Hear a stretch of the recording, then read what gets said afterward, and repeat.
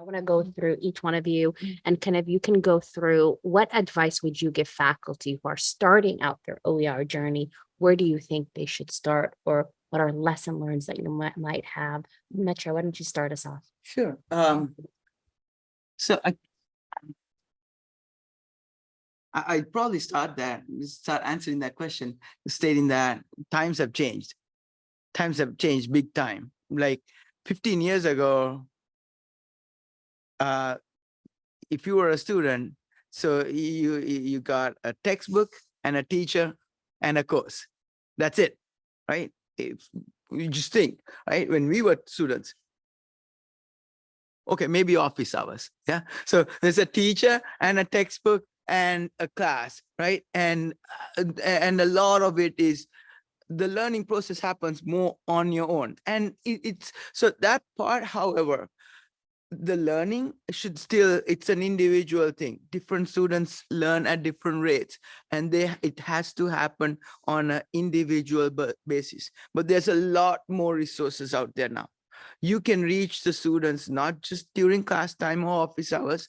You can make a video, right? This all sorts of other avenues that you can reach the students now, which you did not have access to before, right? I mean, even a simple canvas or blackboard, right? That wasn't the thing before, right? So but you got so many different ways that you can reach the students or give information to the student. So this also becomes a complicated affair. It takes a lot of your time, right? But also it allows you to sometimes, for instance, flip the classroom. Doesn't have to be a traditional lecture, because you don't have to say all the things that you need to tell the students in class, in front of the class, because there's different avenues that are more easier and more kind of what's the word? The students can get the information more efficiently in using different avenues than they're in the evening in the class. They're not in there, had a long day, and so so there's all of these resources which allows you to flip the class. So the learning process has evolved, and we need to evolve with that. And I think one of the biggest things that I would say is that we need to look at the times that we're in. You need to look at all the resources that are available, the subject that you're trying to teach, right? And then based off of that, a traditional classroom where you're going in front of the class and saying everything that you want to say most of the time may not be the best scenario. Yeah. So and flipping the classroom, especially in the STEM field, right, where there's even in other fields, right, having discussions in class, having them do some work that is reviewed in groups with peers, right? So there are all sorts of different methods. At the end of the day, learning is an individual thing. The student, they themselves have to learn the material. You can only provide a scaffolding and kind of guidance, but you can make it with all the different things that are available. You can make that process easier. Yeah. Aaron, what are some of the advice that you might give to a new person who might be thinking about doing OER? Okay. I have this experience. So at the beginning, like, okay, after the AER, we need to write a proposal to apply for the AER, right? Like the workshop. So I think the first time you think about the OER, it's better to pick a course that's easy to start with. So you get some experience, and then later on you can apply the OER for other courses.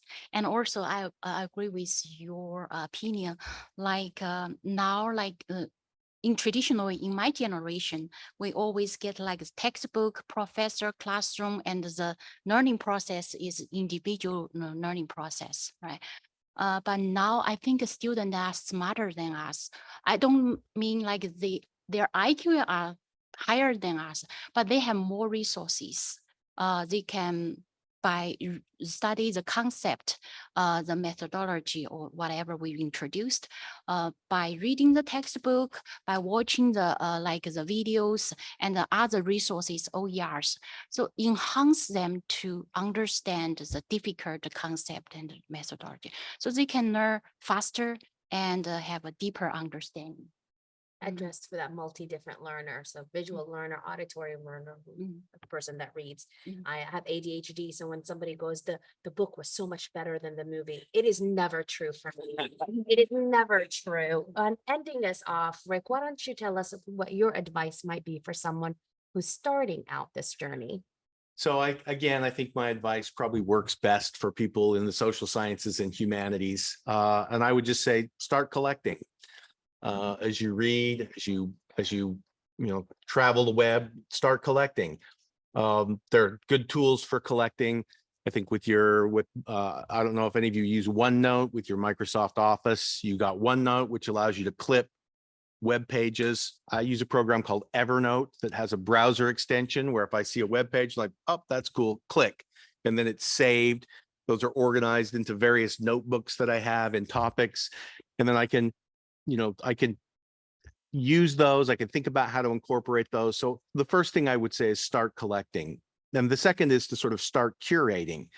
A lot of people use Adobe's PDF reader, but they're less inclined to use the editor, and it's a really powerful tool. I mean, you can splice pages, you can remove pages, you can move around paragraphs and things like that. You can even customize the things that you collect to get them exactly the way that you want them. So you can really sort of make these things your own.